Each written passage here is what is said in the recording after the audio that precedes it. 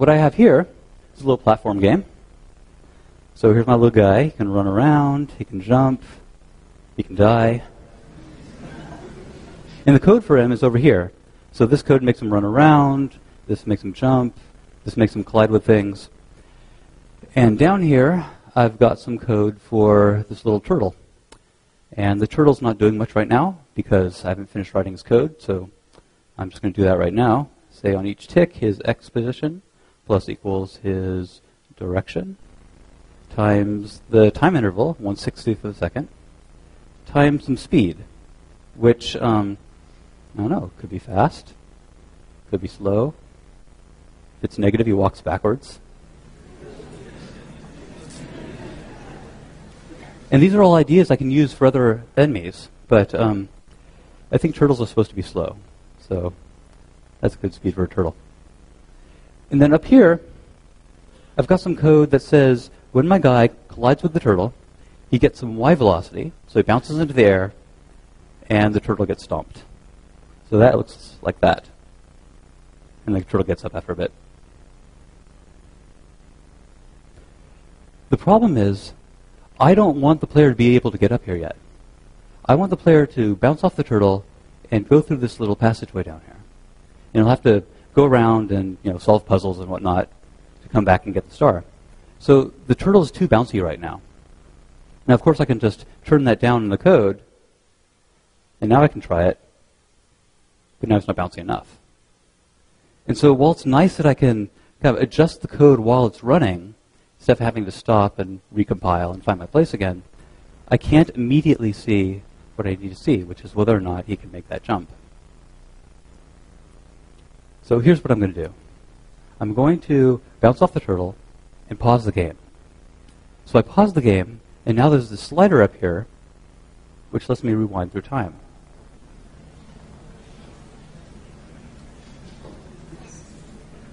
And now I can rewind to back before I made the jump and change the code to make them less bouncy. And now when I move it forward, it's going to simulate forward using the same input controls, the same keyboard commands it recorded as before, but the new code.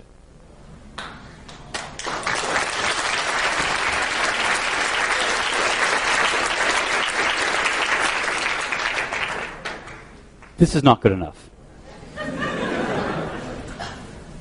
I need to be able to see changes immediately. I need to be able to see immediately whether or not my bounciness is correct.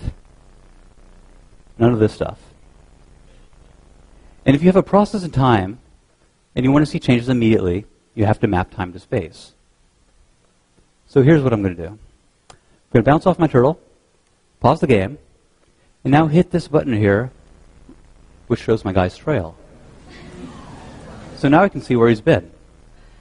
And when I rewind, this trail in front of him is where he's going to be. This is his future. And when I change the code, I change his future. So I can find exactly the value I need so that when I hit play, he slips right in there.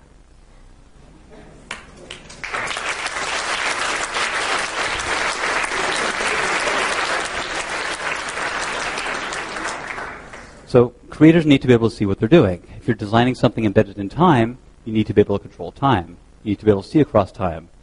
Otherwise, you're designing blind. As I was playing with this, I noticed it's fun to play with gravity.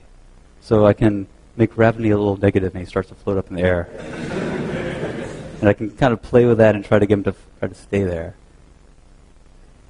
And you could probably make an entire game around just this mechanic here, this gravity manipulation. In fact, I bet I could fiddle with any part of this code and come up with an idea for a game. Even if I just comment out the first statement in the code, now my guy can't move left. He can only move right.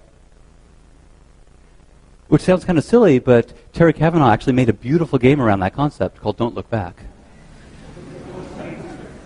Terry Cavanaugh, he made another really wonderful game, which you might have seen, called V, spelled as the letter V 6 times. And the way that game works is that you can't jump. Instead, you can only flip upside down, and you fall up instead of falling down. So it kind of works like this, that you'd fall.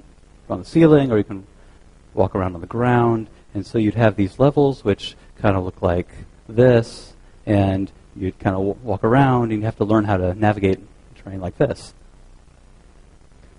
And so if you had like something like that, you wouldn't be able to jump over it. You'd have to like flip over, and you got an amazing amount of gameplay out of this concept.